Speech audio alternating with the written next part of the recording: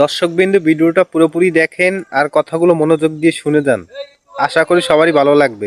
তুমি কি জানো এক রাতের ভেতর রাসূল সাল্লাল্লাহু আলাইহি ওয়াসাল্লাম বিদ্যুৎ গতিতে চলা একটি বুরাকে চড়ে 7 আসমান পাড়ি দিয়ে আল্লাহর সান্নিধ্যে পৌঁছে গিয়েছিলেন। এটা ছিল ইসরা ও মিরাজের রাত। কোরআনে আল্লাহ বলেন তিনি রাসূল সাল্লাল্লাহু আলাইহি ওয়াসাল্লামকে রাতের বেলায় ভ্রমণ করিয়েছেন।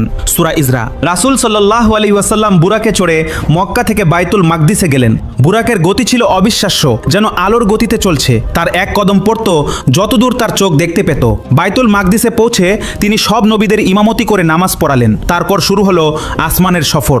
1 আসমানে আদম আলাইহিস ওয়াসাল্লাম, 2 আসমানে ঈসা ও ইয়াহিয়া আলাইহিস ওয়াসাল্লাম, 3 আসমানে ইউসুফ আলাইহিস ওয়াসাল্লাম, 4 আসমানে ইদ্রিস আলাইহিস ওয়াসাল্লাম, 5 আসমানে হারুন আলাইহিস ওয়াসাল্লাম, 6 আসমানে মূসা আলাইহিস ওয়াসাল্লাম আর 7 আসমানে ইব্রাহিম আলাইহিস ওয়াসাল্লাম। সবাই তাকে স্বাগত জানালেন। তারপর রাসূল সাল্লাল্লাহু আলাইহি ওয়াসাল্লাম পৌঁছালেন সিদরাতুল মুনতাহায়। সেখানে আল্লাহ আমাদের জন্য 5 ওয়াক্ত নামাজ উপহার দিলেন। সুবহানাল্লাহ।